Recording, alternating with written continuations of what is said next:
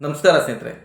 ನಮ್ಮ ಭಾರತದಲ್ಲಿ ಹಲವಾರು ವರ್ಷಗಳಿಂದ ಧಾರ್ಮಿಕ ಹಬ್ಬಗಳ ಸಮಯದಲ್ಲಾಗಿರ್ಬೋದು, ಧರ್ಮಗಳ ನಡುವೆ ಅತಿ ಹೆಚ್ಚು ಸಂಘರ್ಷಗಳು ನಡೆದು ಗಲಾಟೆಗಳು ಆಗ್ತಾ ಇದೆ.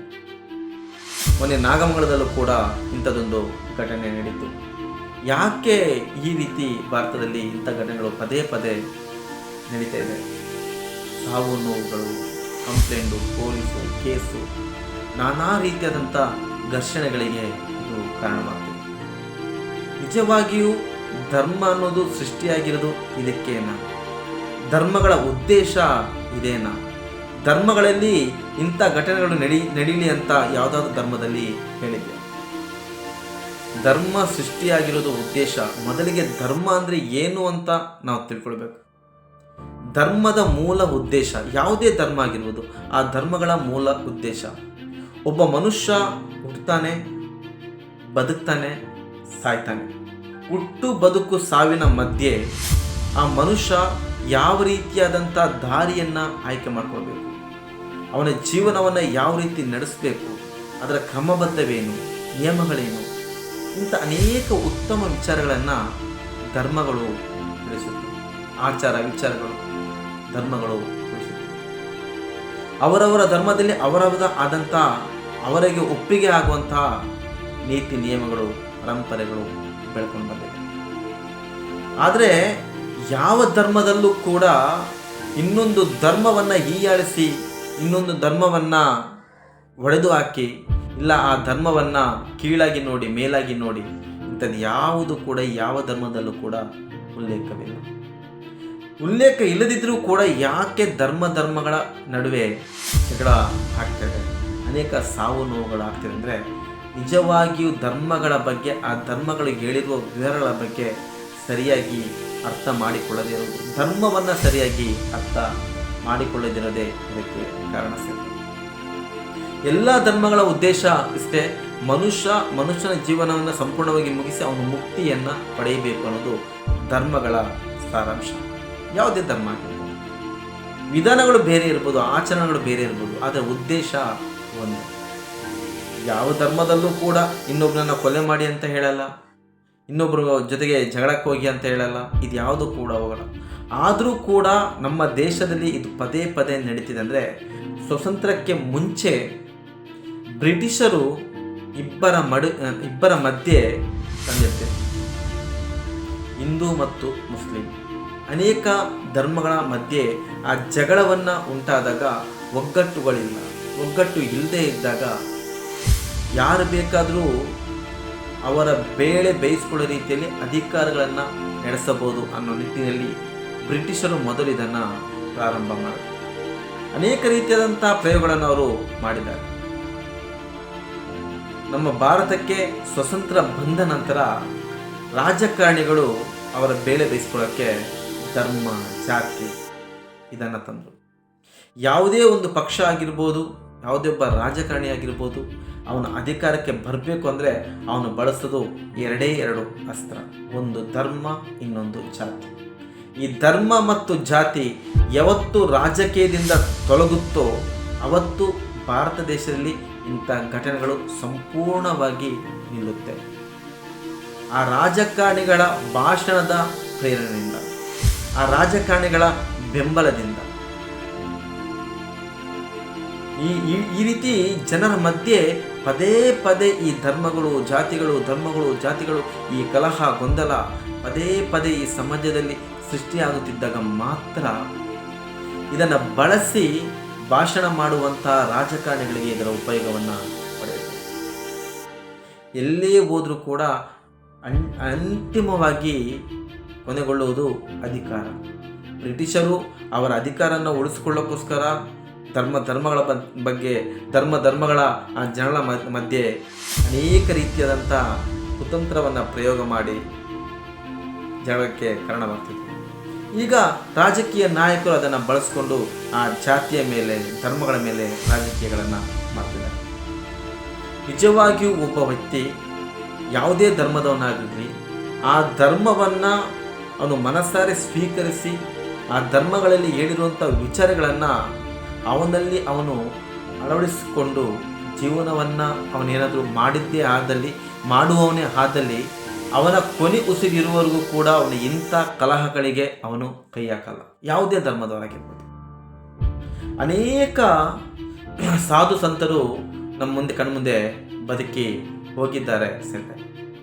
ಸಂತ ರವಿದಾಸ್ ಅವರಾಗಿರ್ಬೋದು, ಸಂತ ಕಬೀರರಾಗಿರ್ಬೋದು, ಜನ್ ಭಾರತ್ ಅವರಾಗಿರ್ಬೋದು, ಇವರೆಲ್ಲ ಧರ್ಮವನ್ನು ಅರಿತು ಆ ಧರ್ಮದ ಚೈತನ್ಯವನ್ನು ತನ್ನ ಒಳಗಿಟ್ಟು ಆ ಚೈತನ್ಯದ ಬೆಳಕನ ಪ್ರಕಾಶವನ್ನು ಜನತೆಗೆ ಸಮಾಜಕ್ಕೆ ನೀಡ್ತಾರೆ. ಕಣ್ಮುಂದೆ ಜೀವಿಸಿ ಹೋದವರು ಇವರೆಲ್ಲ. ಅವರ ಬಗ್ಗೆ ತಿಳ್ಕೊಂಡಾಗ, ಅವರ ಆಚಾರ ವಿಚಾರ, ಅವರ ನಡವಳಿಕೆ ಹೇಗಿತ್ತು ಅನ್ನೋದನ್ನು ತಿಳ್ಕೊಂಡಾಗ ನಮ್ಗೆ ಗೊತ್ತಾಗುತ್ತೆ ಧರ್ಮದ ನಿಜವಾದ ಅರ್ಥ ಏನು.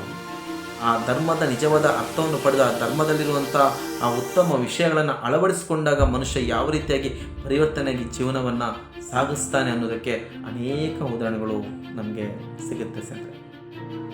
ಅದೇ ಯಾರಿಗೂ ಧರ್ಮದ ಬಗ್ಗೆ ಸಂಪೂರ್ಣವಾದ ಅರಿವಿಲ್ಲ. ಒಂದು ವೇಳೆ ಸಂಪೂರ್ಣವಾಗಿ ಅರಿವಿದ್ದರೆ ಯಾವ ಧರ್ಮದವರು ಕೂಡ ಯಾವ ಧರ್ಮದ ಮೇಲೂ ಕೂಡ ಈ ರೀತಿ ಎತ್ತಿ ಕಟ್ಟಲ್ಲ, ಕಲಹಗಳನ್ನು ಉಂಟು ಮಾಡಲ್ಲ. ಇಬ್ಬರ ಜಗಳ, ಮೂರನೇವರೆಗೂ ತೊಂದರೆ. ಮೊನ್ನೆ ಎಷ್ಟು ಅಂಗಡಿಗಳು ಧ್ವಂಸವಾದವು, ಎಷ್ಟು ಜನರಿಗೆ ತಲೆ ಹೋಯಿತು, ಕೈಕಾಲು ಹೋಯಿತು ಆ ಜಗಳಗಳು. ಇದೆಲ್ಲ ಯಾತಕ್ಕಾಗಿ, ಏನು ಸಾಧನೆಯನ್ನು ಮಾಡ್ತಾಯಿದ್ವಿ. ಒಂದು ವೇಳೆ ಈ ರೀತಿ ಕಲಹಗಳು ನಡೆದರೆ, ನಿರಂತರವಾಗಿ ನಡೆದರೆ ಧರ್ಮಗಳು ಸರಿಯಾಗುತ್ತಾ? ಧರ್ಮಗಳನ್ನು ಪಾಲಿಸೋ ರೀತಿಯಲ್ಲಿ ಸಂದೇಶಗಳು ಹೋಗುತ್ತಾ? ಎಲ್ಲ ಧರ್ಮದಲ್ಲಿ ಎಲ್ಲರೂ ಕೂಡ ಈ ರೀತಿ ಇದ್ದಾರೆ ಅಂತ ಹೇಳೋಕ್ಕಾಗಲ್ಲ ಸ್ನೇಹಿತರೆ. 100ರಲ್ಲಿ 70% ಪ್ರತಿಯೊಬ್ಬರು ಕೂಡ ಅವರ ಧರ್ಮವನ್ನು ಪೂಜಿಸುವುದರ ಜೊತೆಗೆ ಇನ್ನೊಂದು ಧರ್ಮವನ್ನು ರಕ್ಷಿಸುವವರಾಗಿರ್ಬೋದು, ಇನ್ನೊಂದು ಧರ್ಮವನ್ನು ಗೌರವಿಸುವವರಾಗಿರ್ಬೋದು. ಪ್ರತಿಯೊಬ್ಬರು ಕೂಡ ಅವರ ಮನಸ್ಸಲ್ಲಿ ಇದ್ದೇ ಇರುತ್ತೆ. 100ರಲ್ಲಿ 70% ಜನರಿಗೆ. ಇನ್ನು 30% ಜನರು ಎಲ್ಲ ಧರ್ಮದಲ್ಲೂ ಕೂಡ ಇಂಥ ಗಲಭೆಗಳನ್ನು ಹುಟ್ಟಿ ಹಾಕುವವರು, ಕಾರಣಕರ್ತರು, ಜಗಳಗಳನ್ನು ಮಾಡುವವರು ಇದ್ದೇ ಇರ್ತಾರೆ. ಅವರನ್ನು ಸರಿದಾರಿಗೆ ತರುವುದು ಸರ್ಕಾರದ ಕೆಲಸವಾಗುತ್ತೆ, ಕಾನೂನಿನ ಕೆಲಸವಾಗುತ್ತೆ, ಪೊಲೀಸ್ ಅಧಿಕಾರಿಗಳ ಕೆಲಸಗಳಾಗುತ್ತೆ. ಅವರಿಗೆ ಯಾರ ಭಯವೂ ಇಲ್ಲಾದಾಗ ನಾನು ಏನೇ ಮಾಡಿದ್ರು ಕೂಡ ನನ್ನ ನಾಯಕ ನನ್ನನ್ನು ರಕ್ಷಣೆ ಮಾಡಿಕೊಂಡು ಬರ್ತಾನೆ, ನನ್ನವರು ನನ್ನನ್ನು ರಕ್ಷಣೆ ಮಾಡ್ಕೊಂಡು ಬರ್ತಾರೆ ಅನ್ನೋ ಧೈರ್ಯ ಇರೋದ್ರಿಂದ ಎರಡೂ ಕಡೆಯವರು ಕೂಡ, ಅವರಾಗಿರ್ಬೋದು ಇವರಾಗಿರ್ಬೋದು, ಎಲ್ಲ ಧರ್ಮದವರಾಗಿರ್ಬೋದು, ಕೆಲವರು ಅಂಥ ಮನಸ್ಥಿತಿ ಇರುವವರು ಇಂಥ ಘಟನೆಗಳಿಗೆ ಕಾರಣಗಳಾಗುತ್ತೆ. ಇಂಥ ಘಟನೆಗಳಿಂದ ಅನೇಕ ರೀತಿಯಾದಂಥ ಶಾಂತಿ ಭಂಗ ಉಂಟಾಗುತ್ತೆ ಸಮಾಜದಲ್ಲಿ. ಇದಕ್ಕೆಲ್ಲ ಮೂಲ ಕಾರಣ ರಾಜಕೀಯ.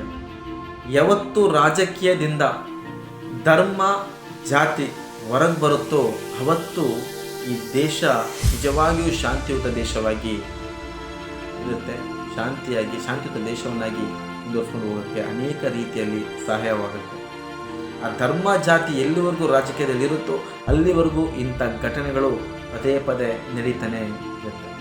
ಮುಂದಿನ ದಿನಗಳಲ್ಲಿ ಇಂಥ ಘಟನೆಗಳನ್ನು ತಡೆಯಬೇಕು ಅಂದಾಗ ಉತ್ತಮರನ್ನು ಆಯ್ಕೆ ಮಾಡೋದು ಪ್ರತಿಯೊಬ್ಬ ಪ್ರಜೆಯ ಕರ್ತವ್ಯವಾಗಿದೆ ಸ್ನೇಹಿತರೆ.